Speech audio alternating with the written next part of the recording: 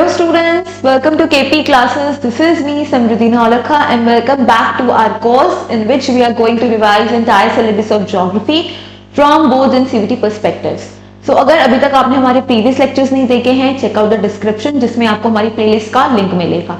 साथ ही साथ informative videos, daily quizzes, any update regarding boards and CVT आपको हमारी व्हाट्सएप, टेलीग्राम और इंस्टाग्राम चैनल का पार्ट बनना है जिसके लिंक्स आपको डिस्क्रिप्शन में मिल जाएंगे.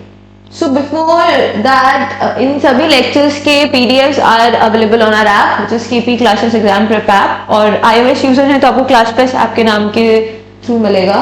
आपको लॉग इन करना है, put on your credentials, free material and document section में आपको सभी लेक्चर्स के पीडीएफ मिलेंगे. साथ ही साथ in the test section you will be getting sample papers for your boards and CUET जिसमें आप सारा अपना सिलेबस एक बार मॉक टेस्ट के थ्रू प्रैक्टिस कर सकते हैं. सो टुडे इज डे 20 जिसमें हम ह्यूमन सेटलमेंट्स चैप्टर पढ़ेंगे फ्रॉम सीयूटी पर्सपेक्टिव्स. आप अपनी सीयूटी की प्रिपरेशन को और अच्छे से बूस्ट कर सकते हैं कैसे हमारे उड़ान बैचेस का पार्ट बनके. एंड ये बैचेस सारे ही स्ट्रीम्स में अवेलेबल हैं. आप अपने फ्रेंड्स को रेकमेंड करिए जिसमें हम सारे डोमेन्स, हम स्पेसिफिकली डोमेन्स कवर कराएंगे along with GT and language with in 4999. So with in 4999 आप सब कुछ अपनी सीयूटी की प्रिपरेशन हमारे साथ मिलकर कर सकते हैं. एंड इन कोर्स का अगर आप पार्ट बनेंगे, personalize mentoring, performance tracking, regular mock test, regular feedback and हमारी लाइव क्लासेस जिसमें हम 1000 से भी ज्यादा एमसीक्यूज को सॉल्व करने वाले हैं. Along with that we are going to discuss previous year questions as well. And ये हमारा सारथी बैच है अगर आप सिर्फ जीटी की तैयारी कर रहे हैं with in 2999. And these are the books, these are the study material and these books contain more than 1200 MCQs. So both जो CVT की प्रिपरेशन को आप साथ साथ मिलकर भी कर सकते हैं. So let's get started today. Human settlements. So basically urban rural taxonomy क्या होता है? Basically the difference. So human settlements, human जहाँ पे रह रहे हैं, ठीक है, they are settled in a particular way, in a particular dimension. So ये urban rural difference हमें क्यों देखने को मिलता है?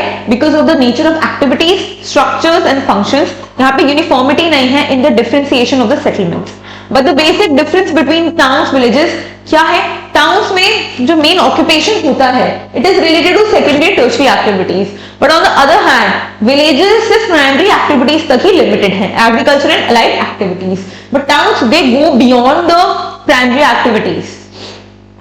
अब उसी का एक पार्ट आ जाता है suburbanization, suburbanization which means suburb areas. So basically ये क्या है, एक नया ट्रेंड आ गया है लोगों का. सो लोग क्या कर रहे हैं, not entirely urban area but not entirely rural area, city से दूर एक ऐसी प्लेस पे सेटलमेंट करना पसंद करते हैं, सेटल होना पसंद करते हैं जहां पे पोल्यूशन नहीं है, क्राउड नहीं है, but it is not completely rural area as well. तो उसको हम सबर्ब एरिया कहते हैं. वो क्लीन है आउटसाइड द सिटी जहां पे बेटर क्वालिटी ऑफ लाइफ मिलती है एंड सारा main material everything will be available to you. अब रूरल सेटलमेंट्स के पैटर्न्स की बात करें, सेटिंग के बेसिस पे main types are plain and the size of villages, plain villages, plateau villages, coastal villages, forest villages, desert villages. Functions की बात करें, फार्मिंग विलेजेस हो गया, फिशरमैन विलेजेस, पेस्टोरल विलेजेस. फिर आता है शेप्स के बेसिस पे हमने कैसे डिवाइड करा है. First is your compact and nucleated जो बहुत ज्यादा कंजस्टेड रहते हैं, ठीक है, मतलब सांस लेने की भी हिम्मत नहीं होगी, इतने ज्यादा कॉम्पैक्ट है. सिमिलरली डिस्पर्स्ड जो बहुत स्कैटर्ड है, they are interspersed with each other, ठीक है. ये first is your linear pattern. Linear pattern को हम क्या बोलेंगे कि when the houses are located along the roadways, rail, river, canal of the bridge. So when you travel from the train, तो वो जो ट्रेन का ट्रैक है, ट्रेन तो चलती आ रही है लेकिन अगर आप राइट और लेफ्ट साइड पे देखोगे so there are so many houses and वहां पे लोग भी रह रहे हैं, उस सेटलमेंट को हम बोलेंगे लीनियर. तो it is in a straight line and ये रोड रेलवेज के अराउंड एक सेटल्ड है. Then comes rectangular. These settlements की प्लेन एरिया में होता है एंड इंटरमॉन्टेन वैलीज में भी मिलेगा. Where roads they cut each other at the right angles and उस राइट एंगल्स के जो स्क्वायर्स होते हैं उसके अंदर आपको ये हाउसेस मिलेंगे। फिर सर्कुलर पैटर्न कैसे होता है, एक कुंडा हो गया, एक टैंक हो गया, एक लेक हो गया या पॉन्ड हो गया, उसके अराउंड आपके लोग are settle, people are settle, and ये मोस्टली क्यों होता है, बेसिकली स्केर्सिटी हो गई, वाटर की स्केर्सिटी हो गई। देन स्टार लाइक पैटर्न, ये बहुत स्कैटर्ड रहता है, multiple roads are connecting, multiple roads are crossing each other and उसके आसपास आपके हाउस सेटल्ड है। देन आगे आपका T shape, Y shape and cross shape. T shape with the settlements develop at tri-junction and it is making a T-like structure, right, left and एक सीधा. Then comes the Y-shaped settlements emerge where two roads converge on the third and houses are built along these roads. Cruciform settlements develop on the crossroads and houses are spread across the four direction. Secondly आ जाता है आपका urban settlements. Classification सबसे पहले हमने population के size पे करा है, where lower limit for the settlement is to be designated as urban. तो ये यूनिवर्सल नहीं है, ये कंट्री टू कंट्री पे डिपेंड करता है। फिर ऑक्यूपेशनल स्ट्रक्चर, कहीं पे ऑक्यूपेशन वेरी कर रहा है। Then administration designate settlement as urban in some of the countries and कुछ लोकेशन, उनकी लोकेशन ही ऐसी होती है कि automatically they categorize under urban area. So functions के बेसिस पे हमने कुछ टाउन्स को डिटरमाइन करा है, कुछ टाउन्स को क्लासिफाई करा है। फर्स्ट इज एडमिनिस्ट्रेटिव टाउन्स, ये क्या है, ये नेशनल कैपिटल्स होते हैं।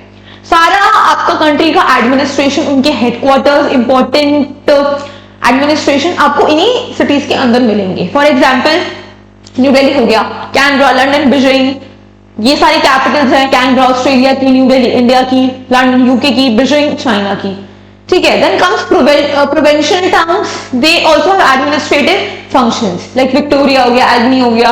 इंडिया में की बात करें मुंबई या चेन्नई हो गया। Then trading in commercial towns, these are specifically for trading purposes, यहाँ पे आपको भारी मात्रा में ट्रेड करने को मिल सकता है, कुछ ऐसी चीजें मिलती हैं जिसके थ्रू आप ट्रेड कर सकते हैं, ठीक है।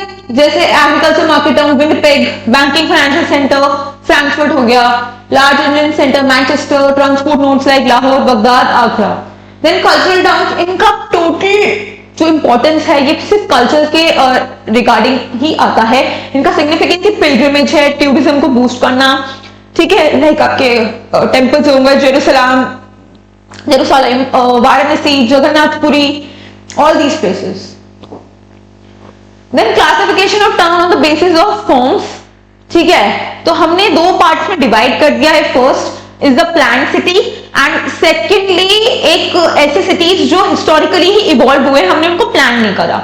जैसे हम अदिस अबाबा की बात करेंगे, 1878 में है, एस्टैब्लिश हुआ था, कैपिटल ऑफ इथियोपिया है, ठीक है। It is a large rural centre, large market, large government headquarters and ये क्या है, it has witnessed rapid growth and expansion, ठीक है। तो ये क्या है, ये क्या हिस्टोरिकली इवॉल्व हुआ है, इसको बनाया नहीं करा। सेकेंडली कैनबरा की बात करें, 1912 में ये बनाया गया था and it is a garden city with wide open spaces, parks and gardens and it was build, ठीक है। तो ये क्या है, ये प्लान सिटी आ गया, इसको डेलिबरेटली कंस्ट्रक्ट किया गया था। It can accommodate 25,000 people but now it has also expanded to accommodate many satellite towns as well. अब बात करेंगे settlement problems of the urban settlement. So basically हमने सर्विसेज के बेसिस पे इनको डिवाइड करा है। First is your towns. Towns क्या है, विलेज का एक गुड पोर्शन, मतलब विलेज को हमने एनहांस कर दिया।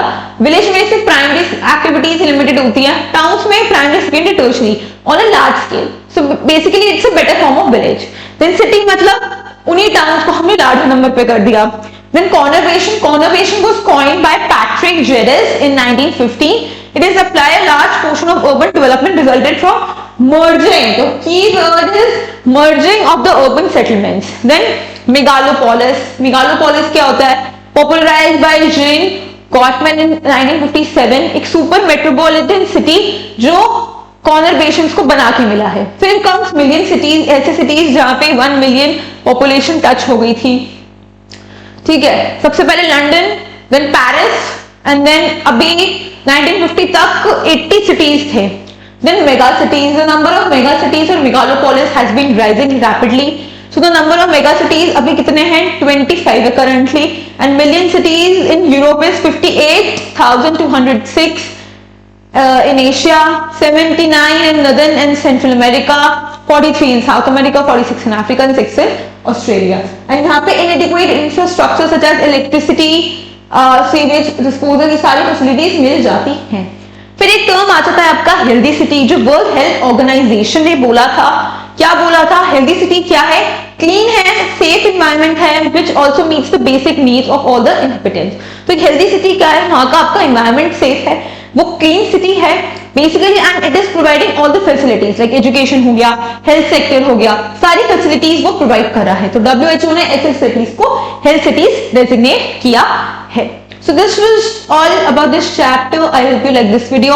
Stay tuned for the coming lectures and I'll see you in the Udan batches ताकि आप अपनी CVT की प्रिपरेशन को और अच्छे से बूस्ट कर सके. Till then, take care. Bye bye. Thank you. KP classes dedicated to excellence.